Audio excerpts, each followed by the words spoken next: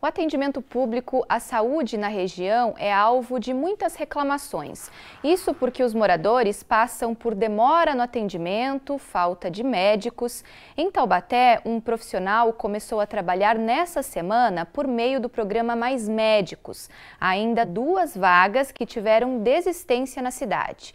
No Vale do Paraíba, há um total de 61 vagas disponíveis no total.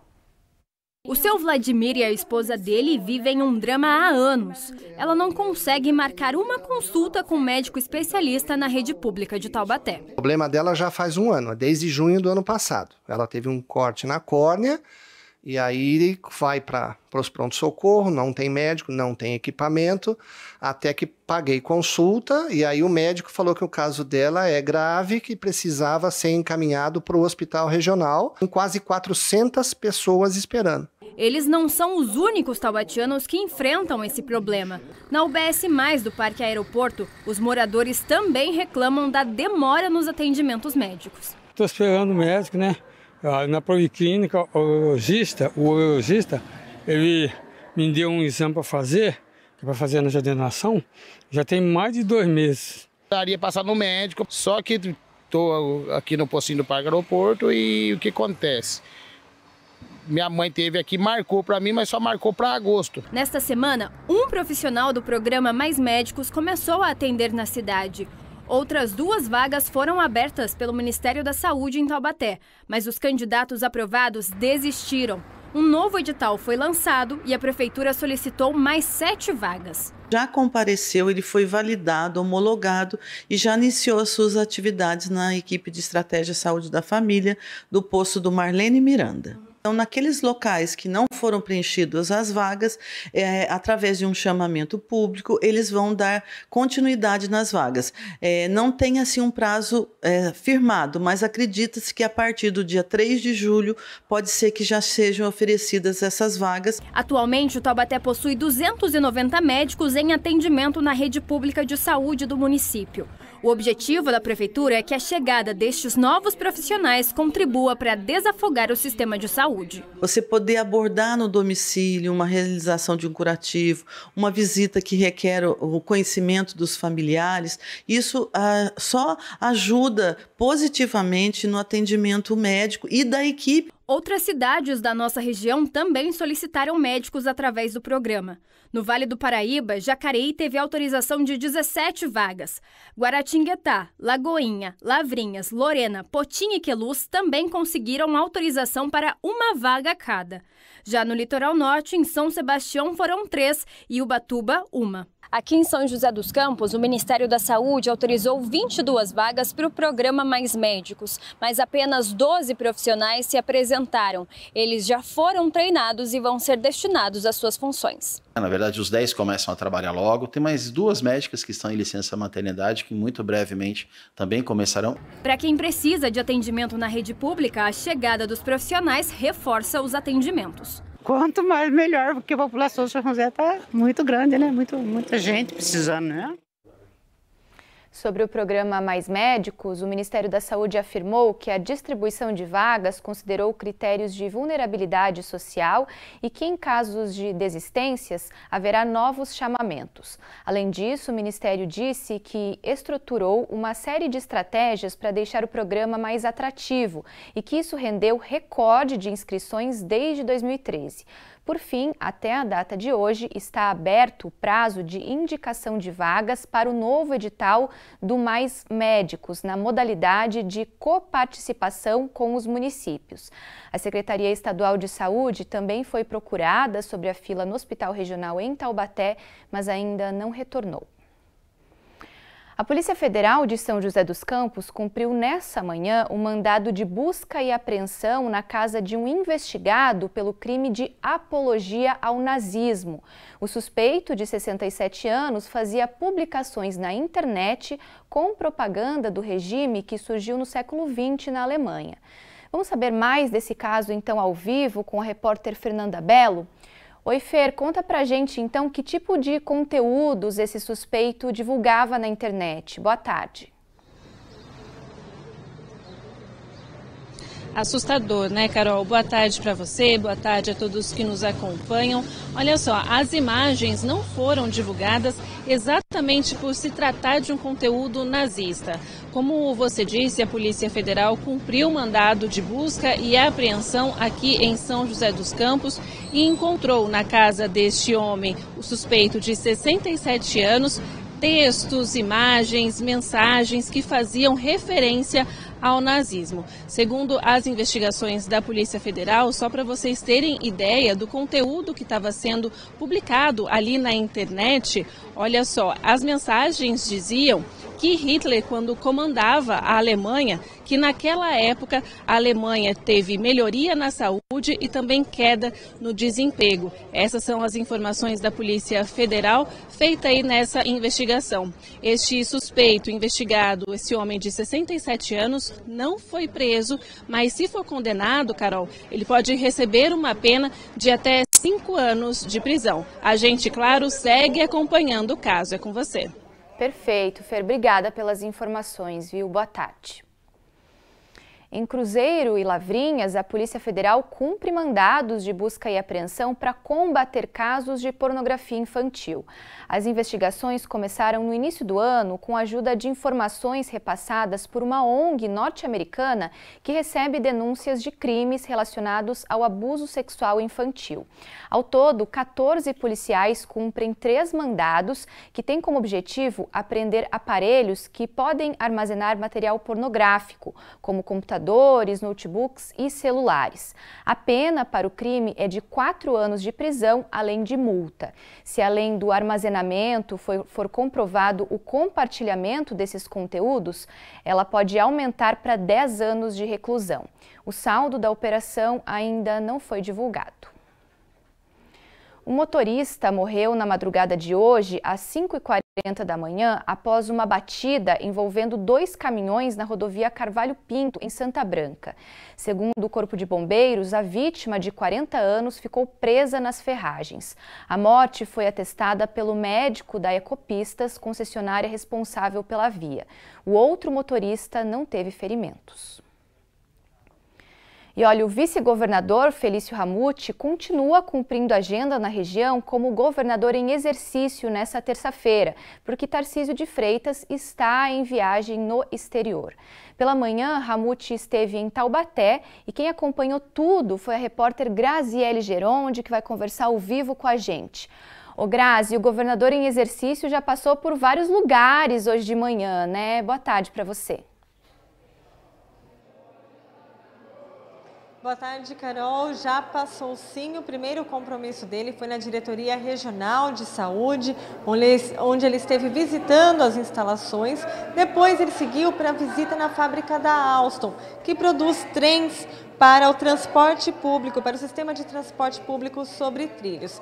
E olha, lá na Alstom, inclusive, a empresa falou para o vice-governador que pretende contratar 100 novos profissionais e que há muitas possibilidades de mercado, principalmente com a vinda do trem Intercidades de São Paulo, que liga São Paulo a Campinas, e também a nova concessão de trem que vai ser lançada muito em breve para ligar Campos do Jordão a Pindamonhangaba. Esse trem deverá servir para o turismo e também para o transporte da população lá de local. Na sequência, ele veio aqui para essa cozinha em que nós estamos, que é o projeto experimental do Cozinha Alimento, em parceria com a Secretaria de Agricultura e Abastecimento. Esse projeto começou a ser implantado em agosto de 2022, foram investidos mais de R$60 mil para equipar a cozinha. Inclusive, vou sair um pouquinho para o Eduardo mostrar a cozinha que foi toda equipada aqui para esse projeto, que tem como objetivo incrementar a capacitação e conscientização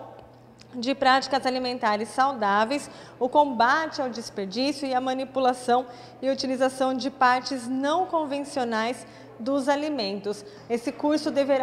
Essas aulas aqui na Cozinha Alimento deverá começar no dia 5 de julho. As inscrições já começam a ser feitas a partir de hoje. Hoje, inclusive, as inscrições acontecem aqui na sede do projeto, que fica na Rua Pascoais Calzotto Pastorelli, número 70, aqui em Taubaté. E a partir de amanhã, então, as inscrições podem ser feitas na Escola do Trabalho. Esse projeto deve trazer cursos de empreendedorismo, de alimentação e é, então, uma fonte, uma forma das pessoas aprenderem a gerar renda, se capacitar para o mercado de trabalho e, quem sabe, até empreender nessa parte. Além disso, o governador também falou da segurança e da redução no número de homicídios. Carol. Beleza, Grazi. Obrigada pelas informações. Grazi, que está acompanhando a agenda do governador do estado em exercício, Felício Ramute, que segue na região nessa terça-feira. Bom trabalho, Grazi. A operação Snowfall da Polícia Civil e Guarda Municipal deteve 7 pessoas, sendo 3 adolescentes e 4 maiores de idade em São José dos Campos. Todos tinham mandado de busca por atos infracionais, entre eles tráfico de drogas, roubo e porte ilegal de armas. Foram apreendidos ainda uma espingarda e entorpecentes. Um deles detido por tráfico e também por estar em posse de uma espingarda, vai ser encaminhado à cadeia de Caçapava. Os menores de idade serão encaminhados à Fundação Casa. A polícia prendeu um homem de 26 anos que é suspeito de ter envolvimento no assassinato de um jovem na frente de uma barbearia em Jacareí. A notícia completa está no portal bandvale.com. O homem deve responder por homicídio e tentativa de homicídio. O caso aconteceu no dia 19 de abril e, na época, nós mostramos aqui no Band Cidade. Um rapaz de 20 anos foi morto a tiros na frente do estabelecimento que fica no centro da cidade. Um militar que parou para prestar socorro também acabou baleado, mas sobreviveu. Para mais detalhes, acesse o nosso portal bandvale.com. As buscas pelos 2 pescadores desaparecidos em Ubatuba chegaram hoje ao 7º dia. Segundo o comando da operação, sem novas evidências, normalmente as buscas são interrompidas nesse prazo. Amanhã, o comando deve informar se as buscas no litoral norte de São Paulo vão continuar ou não. Adriano Camargo Ferreira e Almendes Alves estavam em uma chatinha, tipo de embarcação pequena e com fundo achatado. Durante as buscas da semana passada, os bombeiros conseguiram encontrar um colete, uma lona, um balde e uma rede que eram dos pescadores. No último domingo, familiares de Adriano gravaram um vídeo pedindo reforço na busca com alcance maior. Já hoje disseram que registraram um novo boletim de ocorrência do caso. Hora de conferir a previsão do tempo para a tarde de hoje, de olho no mapa do Vale do Paraíba.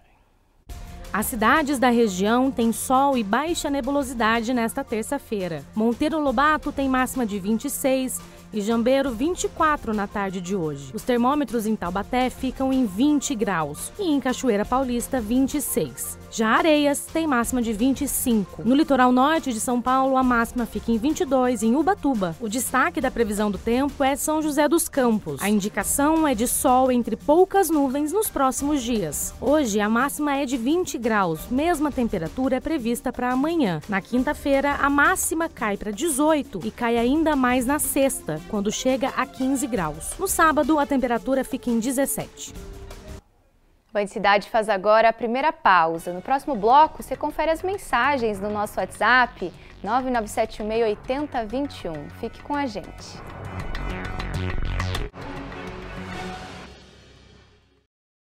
Em Jacareí, moradores do bairro Parque dos Sinos têm enfrentado falta de água há quase uma semana. Algumas pessoas chegaram a passar mal e alegam que a causa seria a água que estava sendo entregue. A solução do problema vai levar mais um tempo. A previsão de normalização é só amanhã. Com o balde nas mãos, o Gabriel tenta levar um pouco de água para casa. Ele mora no Parque dos Sinos, em Jacareí. Desde a última sexta-feira, as torneiras ficaram sem uma gota. Mas, segundo os moradores, as falhas no abastecimento começaram 2 dias antes disso. E aí, o jeito foi improvisar. Algumas casas que já acabou a água da caixa, ficou sem um pingo de água na torneira. Então dificulta muito para a gente lavar louça, tomar banho. Então quem não tem parente perto para poder ir tomar um banho, ficou complicada a situação. Sem água há praticamente 6 dias, os moradores do bairro estão revoltados. As louças se acumulam nas pias, as roupas nas máquinas. A situação é ainda pior para quem não tem caixa d'água em casa. Tá difícil. Tô pegando água hoje, que pareceu o caminhão-pipa. A gente está comprando água para beber. Louça, banheiro, tudo sujo. Não tem condições. Segundo os moradores, a água teria sido contaminada pelo esgoto. Eles chegaram a fazer um vídeo da água sendo escoada do cano dos hidrômetros pelo SAAI, responsável pelo abastecimento do município. Essa contaminação é uma contaminação que tinha um vazamento na água e eles foram consertar o vazamento da água e acabaram estragando também o esgoto que passa próximo da água. E acabou entrando o esgoto na rede de água. Desde que o problema começou, diversos moradores já tiveram problemas de saúde. Os sintomas relatados foram diarreia e ânsia. Para eles, o motivo seria a água que estava sendo entregue nas casas. Pelo menos 5 pessoas teriam passado mal. Um deles foi o filho do Ebert. Ele teve vários sintomas, passou mal como fosse uma virose e foi medicado, melhorou, mas não sabemos o motivo, né? Existe uma desconfiança que a água está contaminada. A situação deixou a Adriana com medo de usar o pouco de água que ainda tem na caixa. Até mesmo a vigilância sanitária foi verificar o problema no bairro. Porque agora todo mundo já está com a caixa vazia, eu ainda tenho um pouco de água, que eu quero fazer análise dessa água que ficou na minha caixa, porque a gente está preocupado com o uso. O SAAI explica que foi notificado do problema na sexta-feira. De acordo com o diretor, houve o rompimento da rede de água e depois descobriu-se também o da rede de esgoto.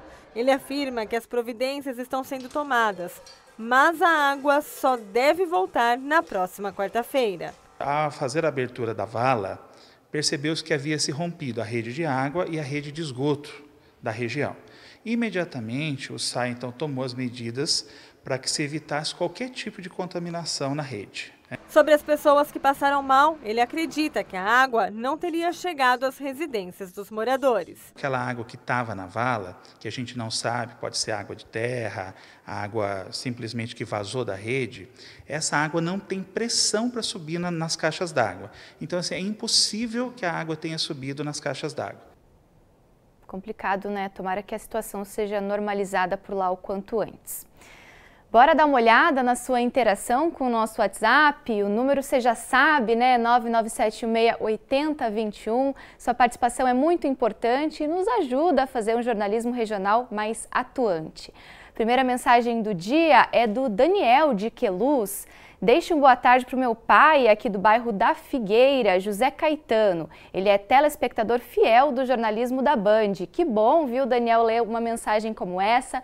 Um abração para você e também para o seu pai, José Caetano de Queluz. Um abração também para todo mundo aí da região de Queluz que está acompanhando o nosso jornal. Muito obrigada pela audiência, viu? Tem também mensagem da Dulce de Santa Branca. Parabéns pelo jornal. Estou aqui com meu marido Nelson assistindo o seu programa. Obrigada, viu, Dulce, pela audiência de vocês, pelo carinho. Um abração, um beijão também para você e também para o seu esposo Nelson, que estão assistindo aqui o Band Cidade. Quem mais está com a gente? O Cláudio de Pindamonhangaba. Só vocês para ajudar os trabalhadores do transporte alternativo de Pinda.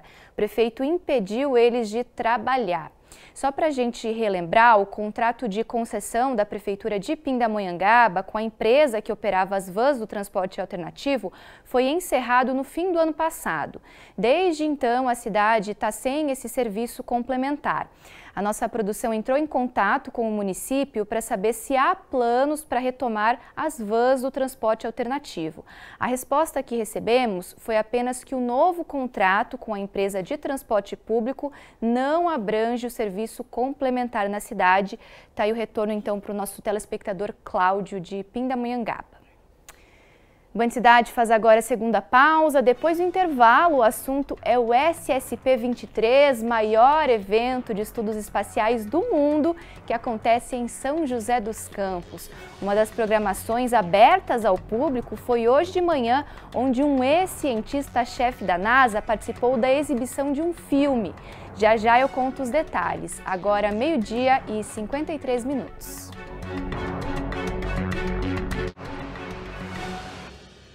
O Banho Cidade está de volta para falar sobre a ciência espacial por trás das telas do cinema. O físico James Green, ex-cientista-chefe da NASA, participou na manhã de hoje da exibição do filme Perdido em Marte, em São José dos Campos, durante a programação da SSP-23. Um momento que ficará marcado e inspirou as crianças presentes. Imagine um ex-cientista-chefe da NASA participar da produção de um dos filmes mais famosos do diretor Ridley Scott. James Green atuou como consultor de roteiro do longa, estrelado por Matt Damon, e que conta a história de um astronauta deixado no planeta vermelho após uma operação mal sucedida.